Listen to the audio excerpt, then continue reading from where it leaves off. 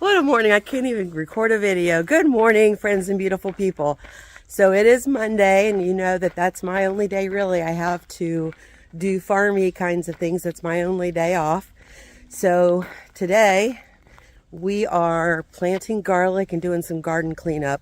Hubs has my trusty steed ready for me to clean everything up. We harvested all of our potatoes, both the sweet and the regular. Disappointing, but we did get a lot of sweet potatoes. That's good, but I'm not a big sweet potato person. There's my trusty steed. So I was going to talk a little bit today about, I'm going to tell you how to plant garlic, why, what it needs, and all those things. But I also wanted to, sorry, I'm grabbing tools while we're talking, tell you it is not inexpensive to be Amish. So we had, we have 2 hot water tanks in the house.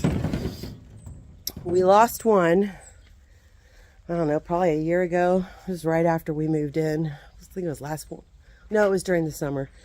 And now our second one went out. So you have to buy a regular hot water tank for the Amish setup. And then what they do is they don't hook up the electric. They actually use that to where they run, anyway, it's where they run the water in and out to circulate between the 2 tanks. So the second one went out and we ended up being without water for nearly a week. It was from Saturday to Thursday. Good times. It was right back to where we were when we first got here. We were able to get water out of the shop, so we were boiling water on the stove. That's my little blacksmith out there working. So we were boiling water on the stove and using that to do dishes and take a bath in the sink. Good times. And then while we were fixing that, we had a little bit of a leak in the pressure tank. So he went ahead, took that apart. And then we had a leak in the firebox for the 2 hot water tanks. So the one in the basement was starting to leak some. Originally, we thought that's what the issue was until we went down one day and the other hot water tank had just puked all over everything. So Hubs went over and talked to Henry, who was the Amish guy who used to do all the installations. Now his son does it. A new firebox for the hot water tanks is $1,800. So thankfully it didn't need replaced. Hubs just had to weld it. It's not pretty because Henry was telling us that Amish women aren't very patient and they like to leave the door open when they start their fires in the firebox, and that makes them warp on the inside. So he had to deal with that when he was doing the welding, but he did get it all fixed. And luckily, like I said, we didn't have to spend the $1,800, but we did have to buy another hot water tank and all new gauges for the pressure tank system, which is good because now we know that they're all new. God willing, it's all gonna last a while longer. And knock on wood, Hubs gets mad at me for saying this, I don't think there's anything else that can go wrong because we've pretty well replaced all of the quote-unquote mechanicals that we had here. Not really a lot of mechanicals, but So today we're going to scramble to plant some garlic. I've waited until a little later in the season. I do it before it freezes, but I try not to plant it if I know there's going to be more hot spells because it does start to shoot up those shoots. You're still going to get great garlic if that happens. It's just that I feel like the bulbs are bigger if you can wait a little longer and not let those happen, because that's basically it's shooting that up and then it's going dormant. And so then when it comes, and this is just my opinion, when it comes out of dormancy, it's got that to deal with and growing bulbs. So I feel like it takes some of the energy out. So I try to wait. And that's what we're doing today. And while we're out here, I'm going to finally tackle some of the garden cleanup. I've kind of left, I think I've shown you this. Let me show you. I've left a lot of those sunflower heads on. We did harvest a lot, about a half of one of those totes, the medium-sized totes full.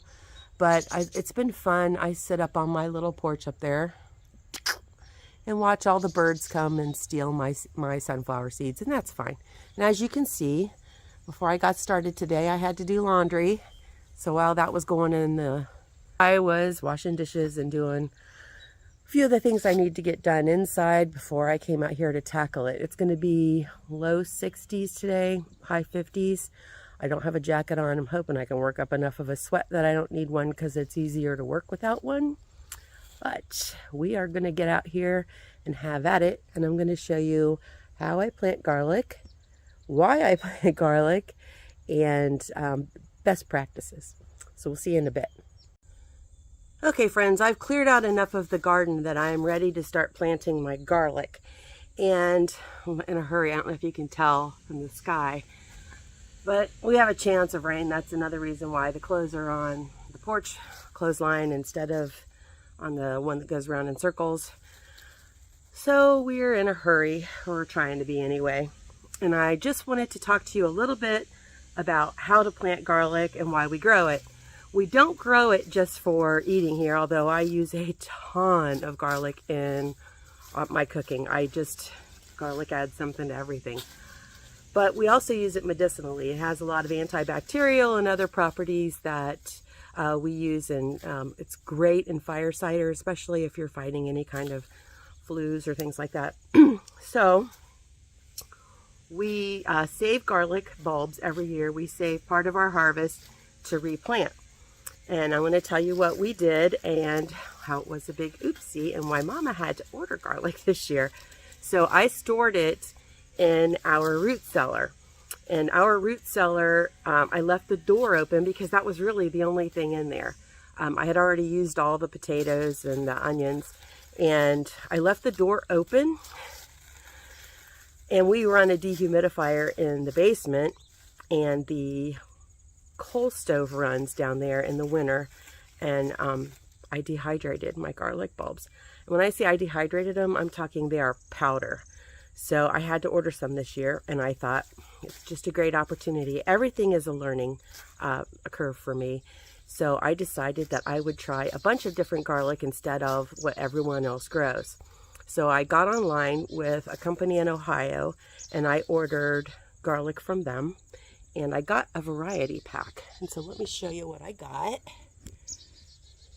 We got German white. We got Enchelium. I don't know what that is. Romanian. And then we got Russian red. So we'll see which one we like the best. Now, our soil here is not great. Every year it'll be better. This is store-bought compost. This is from the Amish ordered this for me, and I went through, I weeded it all out. Really, it wasn't that bad. This is where the peppers were, but garlic is a big nitrogen eater. It likes a lot of calcium. Actually, it likes phosphorus and nitrogen, and sulfur is what actually gives it its flavor. Most of those things you're going to get with a good compost. So I went through, and we're trying not to till, not in this garden. We will out in the big garden because we've got major work to do out there. But I cleaned it all up, and I used the hoe to do up the weeds, and then I just kind of went in here with the hoe and mixed all the dirt and compost together, and it actually looks pretty good. After I'm done getting this planted, I'm going to insulate this in from the cold with leaves from this tree that's right here.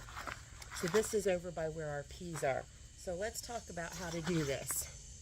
Now we don't peel the garlic, but what we're going to do is we're just going to separate. I'm going to take this. I usually just pop the neck, but of course since I'm doing a video, it's not going to do it. So I'll just run my fingernail in between where the cloves are. And the good rule of thumb with bulbs is that you go twice as deep as what the bulb is. So in this case, this is about a 2-inch bulb, because supposedly each digit of your finger is 2 inches. So we're going to plant 4 inches, and that's my general rule of thumb anyway with garlic. So 4 inches seems to be perfect. If you plant it too close to the top of the ground, you're not going to get a good bulb or a big bulb. and it's going to come up and it's going to get sunburned. And if you plant it too deep, it takes more energy for it to come up out of the ground. So a good rule of thumb is just the 4 inches. Now, I will tell you, I don't peel. I mean, you're going to get some of this that comes off as you're separating the garlic, but I don't peel the garlic. You want that on there to help protect it. So now what we're going to do, and we're going to space our garlic out. If you put your garlic too close together, and here's how I want you to think about this. If you want small heads of garlic, small bulbs when you get them out, then plant them too close together. But let's plan big. Let's say we want this thing to be as big as our fist, right? So we're going to make sure that there's enough room in between these that each bulb can be at least as big as our fist, because we're all about go big or go home. Now, for the most part, I have big manly hands. I'm usually able to just take my finger and put it on the end and push it down in. You want this soil to be loomy, and it's just like any other root crop. If it runs into an obstruction, it's not going to go down any further. So clay is going to inhibit growth, and any kind of, if you haven't got this loomy enough or soft enough, it's not going to have room to expand and grow. So we're going to go down. Let me just do this one real quick because he's too far away for you to see. We're going to mark where he is with that. Come over. I'm coming over a double fist to do the next one, and that way you can see where the next one's going to be. Let's see if you can. I can get you down there. All right. So we're going to come right here. See how I can just do this with my hand? If I have to use a shovel or something to get down in there, and see, it's nice and loomy in there. And we're just going to stick our next little guy in. We're going down the 4 inches, and we're just going to cover him up. And we'll mark where he is with my little marker. Now, I'm not a single row person. I like intensive planting, and I know some people don't because they feel like it takes away nutrients, but in my opinion, in my experience, you get fewer weeds. Not so much with garlic, but with a lot of your other things like your tomatoes and peppers. So all I'm going to do is I'm just going to come down through here. The goal is to get a little garlic this year, and then this one's not deep enough, to get a little garlic this year, but enough for seeds for next year. Because just for those 4 little bags, I paid $60. And I don't have that kind of money to spend, especially when we know how to harvest all this stuff ourselves. Save our own seeds. Here, we'll mark him with that. I don't know if you can see my little tree marker. I'll show you here in a second because it's kind of funny. Again, we're going to come over here. That's where our other one is. So we want to give them both lots of space.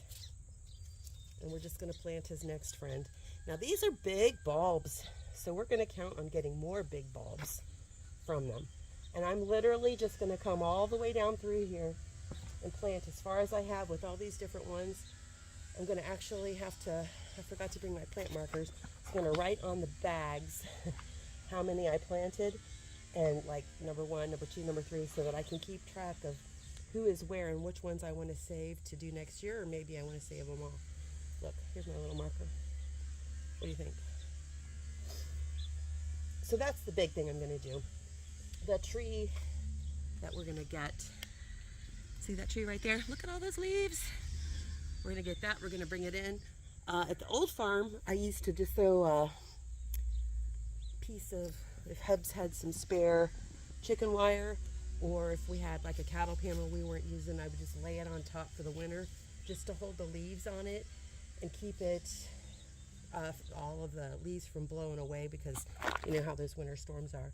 But that's what we're going to do. I waited to do this until, like I said, it wasn't too hot out. Now what I will do is I save all my coffee grounds. I am going to come out here in the spring and layer it with not a thick coating, but I'm going to sprinkle a lot of coffee grounds all the way down through here to give them more nitrogen. They love coffee grounds. And if you're not saving your coffee grounds, you really should. I wouldn't get them from coffee shops unless you know where the coffee came from. I know what kind of coffee I buy and where my grounds come from. But we're going to do that down through here. And then every couple weeks, I'm going to say for the whole month of May, we will come down, maybe even start in April. It just depends on what weather's like. We're going to make sure that we fertilize this really well. And it's going to like water. So you want to make sure, like, as soon as you plant it, you should usually make sure you water it. Now, I'm going to have rain today or tomorrow. So I'm not going to water. It's supposed to start raining tomorrow and then not stop for the rest of the week. So I think I'm going to be safe there. If not, I'll come out and hit it with the hose. But I looked at the radar and I look like I'm going to really get a nice shower. So we're going to take care of that, the watering. And then I'm lucky, I have the pond. And I'm going to pail water up from the pond and water this a few times just to get some of those fish, all the nice emulsion and everything that you can get out of a pond. Get that up here. My granny she didn't have a water hose that stretched the whole garden. And as a kid, we used to have to pail water up from the creek all the time. And she always had the most beautiful garden. And now I'm wondering if that might have been part of it, was because of all that creek water. So that's it for me for planting garlic. If you have any questions, let me know. I'll talk more about harvesting it when it comes up. But basically, when it starts to scape, and these are all pretty much, I think, July harvest. But when it starts to scape, I'll cut those scapes off, saute those with some steak or something, some skirt steak, and make a stir fry, and let them just continue to grow. And once about at least half of the stem that comes up, once that is brown, that's when I'll usually harvest it. So if you got any questions, leave them in the comments. Otherwise, friends, till next time, be blessed and be a blessing.